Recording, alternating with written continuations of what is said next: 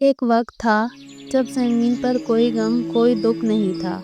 اللہ تعالیٰ نے حضرت آدم علیہ السلام کو پیدا فرمایا اور انہیں اپنی قدرت سے جنت میں بسایا۔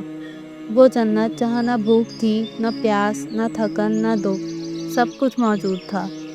خوشبوؤں سے بھری ہوا، ندیوں کے کنارے اور پرندوں کے نغمے۔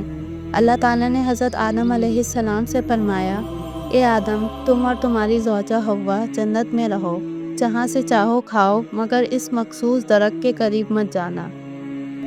مگر جنت سے نکالی گئی ایک مخلوق تھی جس کا نام تھا ابلیس، جس نے غرور میں آ کر آدم کو سجدہ کرنے سے انکار کیا تھا اور اللہ سے وعدہ کیا تھا کہ وہ آدم کی اولاد کو گمراہ کرے گا۔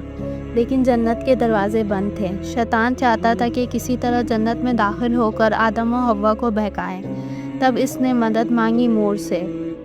مور جنت کا ایک نہایت خوبصورت پرندہ تھا۔ شیطان نے اس سے کہا، اے جنت کے خوبصورت پرندے، اگر تم مجھے اندر داخل کر دو تو میں تمہیں ایسی دعا بتاؤں گا جس سے تم ہمیشہ جنت میں رہو گے۔ مور نے شیطان کی باتوں پر بھروسہ کر لیا۔ نہ وہ شیطان کے فریب کو پہچان سکا، نہ اس نے یہ سوچا کہ جنت میں فریب کی کوئی جگہ نہیں۔ تب مور نے سانپ سے کہا، کیا تم میری مدد کرو گے؟ ایک مسافر باہر کھڑا ہے جو جنت میں آنا چاہتا ہے۔ سانپ اس وقت جنت میں رہنے والا ایک نرم اور خوبصورت جاندار تھا۔ وہ انسانوں سے دوستی رکھتا تھا۔ اس نے کہا، اگر وہ نیک ہے تو میں اسے اپنے جسم کے اندر چھپا کر جنت میں لے آؤں گا۔ وہ شیطان سانپ کے پیٹ کے اندر چھپ گیا اور اس طرح وہ جنت میں داخل ہو گیا۔ اب شیطان حضرت آدم اور حوا کے پاس آیا اور وسوسہ ڈالنے لگا، کیا تم جانتے ہو یہ درخت تمہیں ہمیشہ کی زندگی دے سکتا ہے؟ اگر تم اس کا پھل کھا لو تو کبھی نہیں مرو گے، ہمیشہ جنت میں رہو گے۔ حوا علیہ السلام شیطان کے دھوکے میں آ گئیں اور پھل کھا لیا۔ پھر حضرت آدم علیہ السلام نے بھی کھا لیا۔ اس لمحے جنت کی روشنی بدل گئی، ان کے جسم سے نور کے لباس اٹھ گئے اور وہ نادم ہو کر پکارنے لگے، اے رب، ہم نے اپنی جانوں پر ظلم کیا، اگر تو ہمیں معاف نہ کرے تو ہم نقصان اٹھانے والوں میں سے ہوں گے۔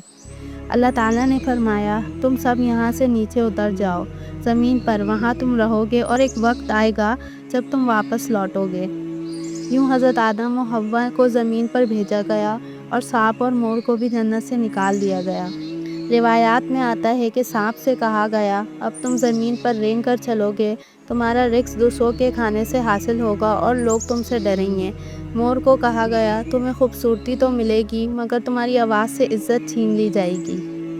یہ قصہ ہمیں یاد دلاتا ہے کہ شیطان ہمیشہ انسان کو دھوکے سے بہکاتا ہے، کبھی میٹھے وعدے کر کے، کبھی دوست بن کر، اور جو اس کی بات سنتا ہے وہ جنت جیسی نعمتوں سے محروم ہو جاتا ہے۔ اللہ تعالیٰ نے ہمیں عقل دی، ایمان دیا تاکہ ہم سچ اور فریب میں فرق پہچان سکیں۔